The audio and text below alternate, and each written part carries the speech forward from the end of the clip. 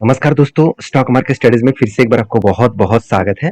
तो आज मैं फिर से आपके सामने कुछ इंपॉर्टेंट कंपनी का अपडेट फिर से शेयर करने वाला हूँ। तो उनमें से फर्स्ट जो कंपनी है उसका नाम है पॉलीकैब। देखिए, पॉलीकैब इंडिया लिमिटेड के ऊपर मैं बहुत दिनों से आपके साथ चर्चा कर रहा हूँ कि एक बड़े इंस्टीट्यूशन ने एक बहुत बड़ा टारगेट रखा। मुझे लगता है उस टारगेट को वो टच करके ही दम लेंगे, क्योंकि जिस तरीके से वो भागते चले जा रहे हैं, जिस तरीके से वो एक पॉजिटिव सेंटीमेंट क्रिएट कर रहा है, तो मुझे लगता है कि अच्छा खासा जर्नी यहाँ पे देखने को मिलेगा।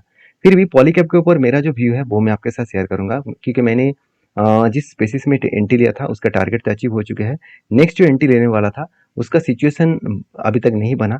तो वो सिचुएशन बनेगा तो कुछ डिसीजन अलग लेवल में हो सकते हैं। तो अभी देखिए, पॉलीकैब के ऊपर सबसे पहले बात बता दूं, कंपनी के ऊपर टेक्निकली चार्ट पैटर्न अगर देखेंगे तो जब यहाँ पे देख सकते हैं पॉलीकैब के ऊपर, जब यहाँ पे एक रेंज बना था, उस रेंज के बाद मैंने सोचा कि यहाँ पे ब्रेकआउट हुआ है, तो ब्रेकआउट कंफर्मेशन करेंगे तो मैं यहाँ पे एक टेल लूंगा।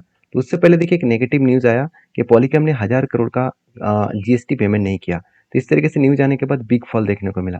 तो जब भी फॉल हुआ था तब मैंने आरएसआई के रूल्स के हिसाब से, आरएसआई स्ट्रेटेजीज के हिसाब से यहाँ पे इस जगह पे एंट्री लिया था। और एंट्री लेने के बाद मुझे एक अच्छा खासा इस लेवल तक टारगेट मिला। कुछ इस तरीके से लेवल में मैंने प्रॉफिट बुकिंग किया। फाइल फास्ट प्रॉफिट बुकिंग इस जगह पे हुआ क्योंकि जो गैप फिलअप था, इस गैप के अंदर टारगेट अचीव हुआ। उस मतलब कुछ क्वांटिटी बेचा और बाकी क्वांटिटीज हाई लेवल में बेचा।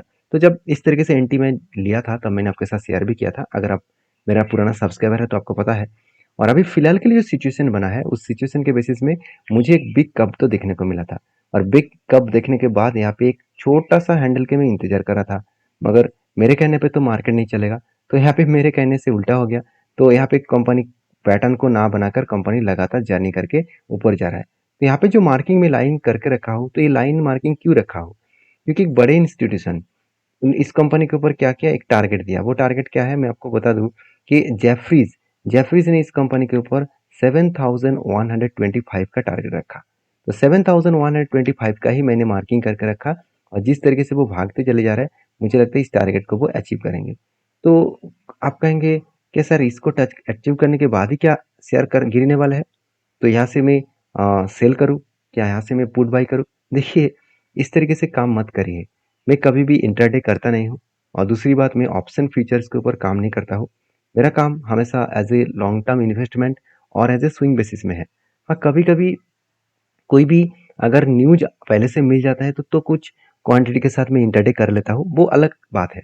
वो मतलब सालों में शायद 3-4 दिन ही शायद हो पाते हैं, वो भी देखने को ना मिलता है। मगर मेरा जो मेन मकसद है वो एज ए स्विंग बेसिस में, क्योंकि स्विंग बेसिस में मुझे सिर्फ टारगेट रखना है कि मुझे अच्छा खासा एक स्विंग बेसिस में शॉर्ट टाइम पीरियड के अंदर अंदर मुझे प्रॉफिट पाना है। तो उसके बेसिस में मैं काम करता हूँ। और आप मेरा इतने सालों से अगर मेरे साथ जुड़े हुए हैं, मेरे वीडियो को आप कंटिन्यूसली देखते रहते हैं, तो आपको पता ही है कि मैं किस सिचुएशन को आपके साथ शेयर करता हूँ और किस तरीके से मैं एंट्री लेता हूँ और किस तरीके से मेरा टारगेट होता है। तो हमेशा आपको चीज़ों को समझ कर काम करना होगा। अगर अगर आप सारी चीज़ों को समझ लिए और उसके बाद जब आप काम करेंगे ना, तो आपको डर नहीं लगेगा। क्योंकि मार्केट में लोग डर के माहौल के कारण ही लोग लॉसेस में माल बेच देते हैं।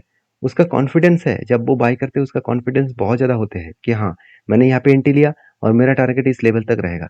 मगर होता कुछ उल्टा। मार्केट में जब बड़े-बड़े इंस्टीट्यूशन नेगेटिव सेंटीमेंट दिखाता है, नेगेटिव न्यूज़ फैलाता है, तब वही चीज़ देखकर रिटेल पब्लिक डर जाते हैं। देखिए, मैं भी रिटेल इन्वेस्टर हूँ, आप भी रिटेल इन्वेस्टर हैं। और हम लोगों को एक बात को समझना पड़ेगा कि इंस्टीट्यूशन जहाँ पे माल नहीं बेच रहा है, हम लोग डर के क्यों माल बेच रहे हैं।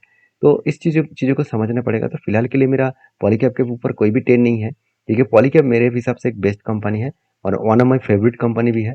क्योंकि इस तरीके से कंपनी के ऊपर मैं कभी भी मतलब माल बेचकर भागना नहीं चाहता हूँ, क्योंकि इंडिया के नंबर वन कंपनी है इस सेक्टर का। सेक्टर मतलब आप देखेंगे तो कौन सा सेक्टर है, केबल मैन्युफैक्चरिंग में। तो पावर केबल मैन्युफैक्चरिंग में कंपनी नंबर वन है। और बेसिकली इस कंपनी को मार्केट कैप जो है वो 1 लाख करोड़ के ऊपर है। अगर इस कंपनी को टच करना है तो बाकी कंपनीज को तो बहुत ज़्यादा काम करना पड़ेगा, क्योंकि बाकी कंपनीज में आप देखेंगे तो अभी 50 करोड़ भी टच नहीं किया सेकेंड जो कंपनी है इस सेक्टर का। तो सोचिए कितना बड़ा अंतर है, कितना बड़ा डिफरेंट है। तो कंपनी 1 लाख करोड़ बन चुके हैं। तो पॉलीकैब के ऊपर में कितने छोटे लेवल से मैं इस कंपनी के ऊपर काम कर रहा हूँ, तो आज कहाँ से कहाँ तक जर्नी कर चुके। तो यही होते हैं पावर। तो इन्वेस्टमेंट का पावर हमेशा पॉजिटिव होते हैं, ये मेरे बात नहीं है। वॉरेन बफेट जी ने खुद कहा कि जो लोगों को इन्वेस्टमेंट का पावर समझ में आ चुके हैं, वो लोग आपको मतलब वो ही लोग पैसा बना सकते हैं। हाँ, ऐसे में नहीं कहूँगा कि जो लोग इंट्राडे करते करते हैं उसका पैसा नहीं बन रहा है, उसका भी पैसा बन रहा है। उसका अलग स्ट्रैटेजीज होते हैं, उसका अलग रूल्स रेगुलेशन होता है। उस चीज़ों को समझ कर सीख कर अगर काम करे तो ठीक है। अगर तुक्के से काम कर रहे हैं कि चलो आज मैं बाई कर लूँ, कल मैं पुट खरीदारी कर लूँ, कॉल खरीदारी कर लूँ, फ्यूचर ऑप्शन में बाई कर लूँ, तो ऐसे करते रहेंगे तो कभी भी आप प्रॉफिटेबल ट्रेडर नहीं बन पाएंगे। तो बाकी पॉलीकैब के ऊपर मेरा व्यू आपके साथ शेयर कर चुका हूँ। नेक्स्ट जो कंपनी उसका नाम है इंडियन रेलवे फाइनेंस कॉर्पोरेशन, मतलब IRFC। देखिए IRFC मेरे और एक पसंदीदा कंपनी है। मेरे एक और एक पसंदीदा कंपनी इसलिए मैं आप बोल रहा हूँ क्योंकि इस कंपनी के बारे में एक चीज़ को आपको समझना पड़ेगा कि कंपनी के जो मार्केट कैप है वो करीबन 2,35,000 करोड़ के आसपास मार्केट कैप है। और इस कंपनी के ऊपर एक चीज़ को आपको ध्यान देना होगा कि इस कंपनी का जो बिजनेस है वो बिजनेस अलग लेवल का है, क्योंकि जितना रेलवे सेक्टर का ग्रोथ होगा उतना ही IRFC का ग्रोथ होगा। आपको मैं एग्जांपल एक आपको दिखा देता हूँ। जैसे कंपनी का कैश फ्लो देखेंगे तो कंपनी के जो मतलब मतलब कर्जा है वो अगर देखेंगे तो प्रॉफिट फ्रॉम आप देख सकते हैं यहाँ पे डिबेंचर्स। तो कंपनी डिबेंचर्स देखने को मिला है, प्रॉफिट फ्रॉम बोरिंग्स देखने को मिला है। अगर प्रॉफिट फ्रॉम बोरिंग्स को देखेंगे तो कंपनी इस बार कोई भी कर्जा नहीं लिया। तो आप कहेंगे सर एक फाइनेंस कंपनी है और फाइनेंस कंपनी कर्जा नहीं ले रहा है। देखिए कंपनी के हाथ में अगर पैसा है तो कर्जा क्यों लेगा? वही पैसे से अगर लोन नहीं दे पा रहा है तो मतलब वही पैसे से उसका लोन मतलब जितना लोन उसको देना है उससे ज़्यादा कंपनी के हाथ में कैश है, तो उस कैश से वो तो इजीली काम कर सकते हैं।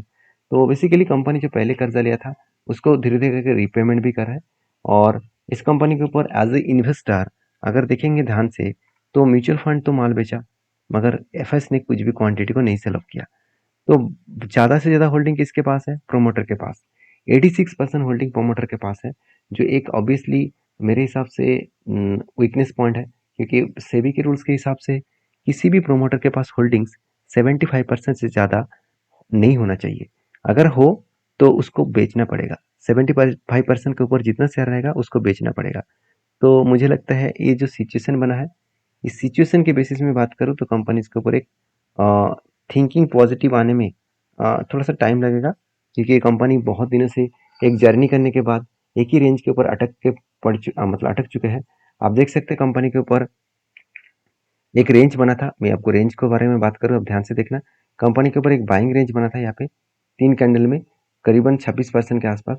जब इस नीचे लेवल को टच किया तब एंट्री बना और उसी बेसिस में इसका टारगेट बना। मतलब बेस्ट तरीके से यहाँ पे टारगेट बना है। एक मैं बात आपको आज कहना चाहता हूँ कि रेलवे के जितने सारे कंपनी हैं, चाहे आरएफसी हो, आरबीएनएल हो, आरकॉन हो, राइट्स हो, साथ ही साथ जितने सारे रेलवे कंपनीज है, तो रेलटेल हो, तो ये सारे कंपनीज के ऊपर एक चीज को नोटिस करना। कोई भी अगर रेलवे कंपनी भाग रहा है, कोई भी अगर टेक्निकली चार्ट पैटर्न क्रिएट कर रहा है, हर किसी का technically chart pattern same to same है। थोड़ा सा फर्क दिखेगा। मैं खुद ही देख चुका हूँ। ये जो रेंज का ट्रेड बना था एक साथ आरबीएनएल का भी बना, आरकॉन का भी बना, आरएफसी का भी बना और साथ ही साथ रेलटेल का भी बना। तो मतलब इस तरीके से रेंज हर किसी कंपनी ने बना के दिया। तो चार चार कंपनी के ऊपर एंट्री एक साथ आ चुके हैं। तो कहने का मतलब है कि अगर आप चीज़ों को समझ रहे हैं तो इस तरीके से आप बाकी कंपनीज को भी ना एनालिसिस करके भी उसको उसके बारे में पता आप लगा सकते हैं कि किसके ऊपर एंट्री आने वाला है, किसके ऊपर एंट्री होने वाला है। तो बाकी इस कंपनी के ऊपर फिलहाल के जो मेरा सिचुएशन है, एक कप तो बन चुके हैं, उसके बाद एक हैंडल बनने जा रहा है। अगर एक छोटा सा हैंडल बटन क्रिएट करे तो मैं एक बेस्ट एंट्री यहाँ पे लेने वाला हूँ। बाकी आपकी क्या राय है जरूर मुझे कमेंट्स करके बताना। नेक्स्ट जो कंपनी उसका नाम है आरती इंडस्ट्रीज लिमिटेड। बेसिकली आरती इंडस्ट्रीज के ऊपर मैं बहुत दिनों के बाद वीडियो बना रहा हूँ। मुझे इस वीडियो जरूर आपके साथ शेयर करना चाहिए, क्योंकि इस कंपनी के ऊपर जो फिलहाल के जो सिचुएशन है मुझे बेस्ट तरीके से सिचुएशन देखने को मिला। देखिए बहुत दिनों से न्यूज़ आ रहा था कि केमिकल सेक्टर का हालत ख़राब है और केमिकल कंपनी के फिर से रिकवरी होने में 2025 तक लग जाएगा। तो मुझे लगता है धीरे-धीरे करके कंपनी खुद को रिप्रेजेंट कर रहा है। जैसे 1650 करोड़ से 1770 करोड़ तक कंपनी का सेल्स दिखे। मतलब अराउंड 100 करोड़ के आसपास कंपनी के सेल्स बढ़ चुके हैं। उसी तरीके से अगर एक्सपेंस के बारे में बात करूँ तो एक्सपेंस भी कंपनी मिटा चुके हैं। उसके बाद कंपनी का नेट प्रॉफिट 149 करोड़ से 130 करोड़ बना। मतलब यहाँ पे नेट प्रॉफिट भी शानदार तरीके से ग्रोथ हुआ। तो जब कंपनी का नेट प्रॉफिट बढ़े, कंपनी के सेल्स ग्रोथ, प्रॉफिट ग्रोथ सब कुछ ग्रोथ हुआ, तो कंपनी में एक अच्छा खासा ग्रोथ पोटेंशियल यहाँ पे देखने को मिला है। तो मुझे लगता है इस कंपनी के ऊपर एक चीज़ को हमेशा आपको नोटिस करना होगा कि केमिकल इंडस्ट्रीज में ग्रोथ होने में थोड़ा सा टाइम लगेगा, क्योंकि सेल्स अच्छा हुआ तो क्या हुआ, यहाँ पे प्रॉफिट मार्जिन थोड़ा सा कम हुआ है।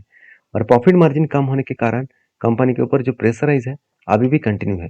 चलो मैं आपको दिखाई देता हूँ। अगर मैं चार्ट के बारे में बात करूँ, देखिए कंपनी के ऊपर एक शोल्डर कम हेड कम शोल्डर बना था। उसके बाद जब ब्रेकआउट किया तो शानदार तरीके से एक जर्नी किया, टारगेट अचीव किया और उसके बाद यहाँ से देखिए बिग क्रैश हो गया। अब इतना क्रैश क्यों हुआ? ध्यान से चीज़ों को समझिए। कंपनी के ऊपर हमेशा मैं आपको सपोर्ट रेजिस्टेंस इसीलिए सिखाता हूँ क्योंकि कोई भी अगर स्ट्रांगली रेजिस्टेंस है, रेजिस्टेंस कम सप्लाई जोन है। सप्लाई जोन का मतलब क्या है? किसी भी लेवल से बिग क्रैश होता है तो उसको सप्लाई जोन कहा जाता है। तो जब भी उस लेवल को टच करेंगे तो एक चीज़ों को याद रखना, उस लेवल से बिग फॉल देखने को मिलेगा। आप खुद ही देख सकते हैं यहाँ से क्या हुआ, बिग फॉल हुआ। हाँ, ऐसे बिग फॉल ना होने के बाद ऊपर भी जा सकते थे। जब इस लेवल को कोई भी कैंडल ब्रेकआउट करते हैं तो नेक्स्ट कैंडल उसके ऊपर बिग पॉजिटिव कैंडल होना चाहिए, तब यहाँ से बिग जर्नी देखने को मिलेगा। मगर हुआ कुछ उल्टा, ऐसे कंपनी के ऊपर बिग फॉल हो चुके हैं, ऐसे कंपनी के ऊपर करेक्शन हो रहा है। तो मुझे लगता है सिचुएशन वाइज बात करूँ तो कंपनी के ऊपर एक करेक्शन सिचुएशन यहाँ पे देखने को मिला है। तो बाकी अभी मैं फिलहाल के लिए कोई ट्रेड नहीं लेना चाहता हूँ। जब यहाँ से रीबैक करेगा, फिर से काफ़ी धन पैटर्न्स बनाएगा, तो मैं फिर से फ्रेश एंट्री लेने वाला हूँ। तो आपके क्या ओपिनियन है, जरूर मुझे कमेंट्स करके भेज सकते हैं। नेक्स्ट जो कंपनी है उसके बारे में बात करूँ, उसका नाम है ब्रिज सिक्योरिटीज लिमिटेड। तो ब्रिज सिक्योरिटीज लिमिटेड के बारे में बात करूँ तो कंपनी एक 8 करोड़ का कंपनी है। तो इस कंपनी के ऊपर काम करने से पहले चार चार बार सोच लेना, क्योंकि कंपनी का जो अनाउंसमेंट है वो है स्प्लिट का। तो कंपनी जल्द से जल्द स्प्लिट लेके आने वाला है। अभी स्प्लिट कितना परसेंट मतलब कितने रेशियोज का होगा वो अभी तक डिस्कशन नहीं किया गया। तो जब फाइनली स्प्लिट का अपडेट आ जाएगा तो मैं आपके साथ जरूर शेयर करूंगा। तो मिलते हैं नेक्स्ट वीडियो में। तब तक के लिए आप आपके ख्याल रखिए और अच्छा खासा एनालिसिस करके ही काम करिए। नेक्स्ट वीडियो में, तब तक के लिए धन्यवाद।